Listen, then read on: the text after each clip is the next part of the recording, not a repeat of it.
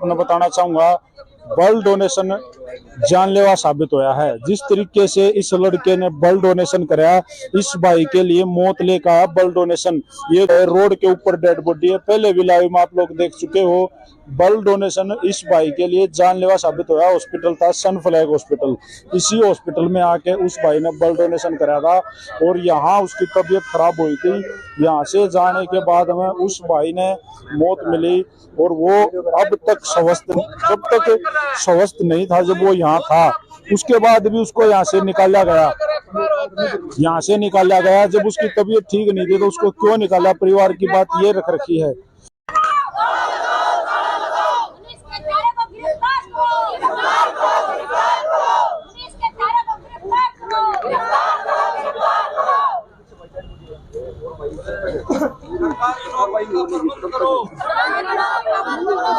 नौकरी का प्रबंध करो,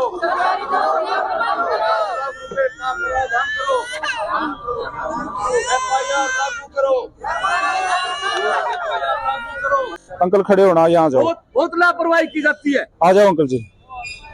इनका सीधे तौर पर कहने का मतलब ये है कि भाई जब उसकी तबीयत ठीक नहीं थी तो उसको यहाँ से भेजा क्यों गया, यहाँ उसको एडमिट क्यों नहीं कराया गया। उस समय ऊपर जब जूते निकाल गए, उस समय अगर वो लोग उसका अच्छे से उसका स्वास्थ्य जांच करते, उसको एडमिट करते, जब तक ठीक नहीं होता तो शायद आज वो हमारे बीच में होता और उसकी डेड बॉडी रोड पे नहीं होती। जी अंकल जी।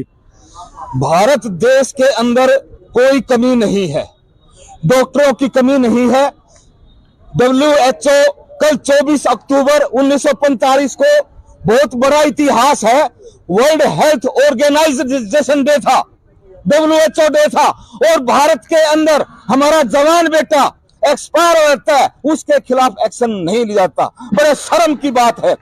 हम डॉक्टरों को भगवान कहते हैं और डॉक्टर हमारे लिए भगवान होते हैं। वो कितनी सावधानी से काम करते हैं, लेकिन जब जो बीमार हो जाता है और इस प्रकार खून की जांच की जाती है, खून दिया जाता है और वो एक्सपायर हो जाता है, उसकी तरफ ध्यान नहीं दिया जा रहा है।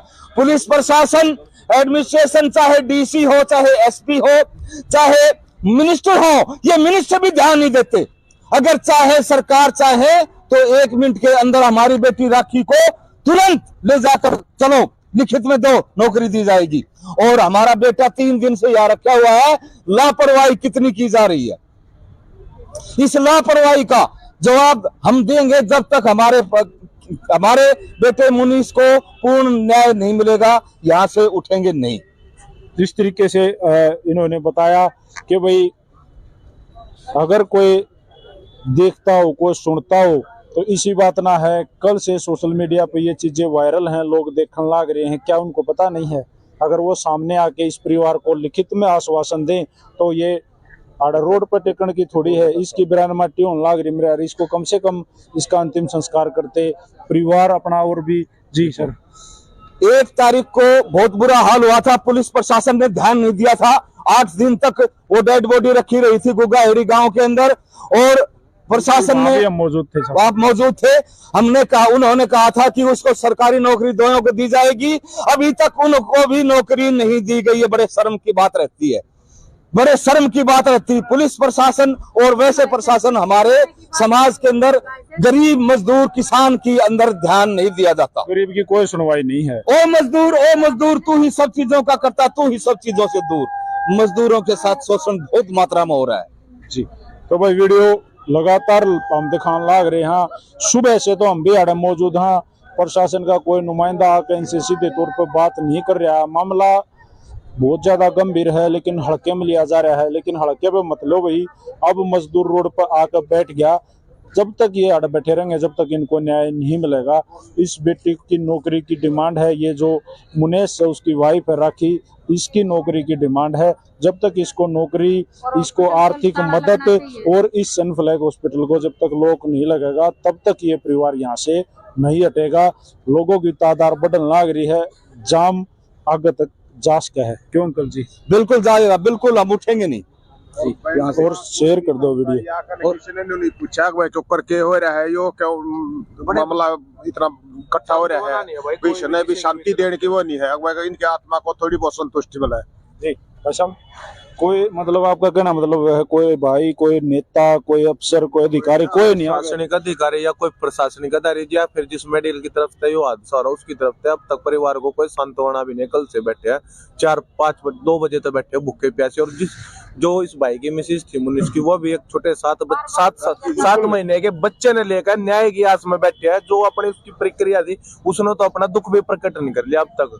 वो सिर्फ इसी आस में बैठे भाई कहीं ना कहीं उसके पति को न्याय मिल जावे, जो उसके दोषियों ने सजा मिल जावे, ताकि और किसी का भविष्य में पति, भाई, बेटा, दोस्त कोई नहीं जावे। अंकल जी क्या लिख रहे हो? हो रहा है क्या कल बार में तार हटाया जा शाम रहा है। को ही जी मिस्टर बिल्कुल, एक बात और अंकल जी खड़े हुए एक बार, ये बात जानकारी खड़े हो गए थे जरूर। ये जो बात आपने बताई है कि बार बार खड़े हो जाओ भाई साहब, कि बार बार जो ये फ्रिज यहाँ है जिसमें डेड इस फ्रीजर में डेड बॉडी जो रखी हुई है, इस फ्रीजर का बार बार में तार हटाया जा रहा है। ये तानाशाही हो रही है, ताकि परेशान होकर बात जाओ। परेशान होकर ये चले जाओ यहाँ से। गरीब की जब तक न्याय नहीं गरीब मिलेगा, की तब मजबूरी तक का यहाँ से इम्तिहान लिया जा रहा है। सारे हाँ। डालते हैं यहाँ पर, इनको ये देखा जा रहा है भाई कब तक ये बैठेंगे। पर ये आदमी कति न्याय की बात में बैठे हैं। जब उस मनीष का 7 महीने का लड़का भी न्याय की आस में बैठा, तो देखो सरकार ने न प्रशासनिक अधिकारी न परिवार तक सांत्वना देनी चाहिए। और जो दोषी उनके खिलाफ एक के मांग है सिर्फ और सिर्फ इनकी पूरी, अगर भाई उनके खिलाफ FIR दर्ज हो। और यह भी छोटी सी मांग भी मानने को प्रशासन तैयार नहीं है। ईसा के दाब है भाई साहब?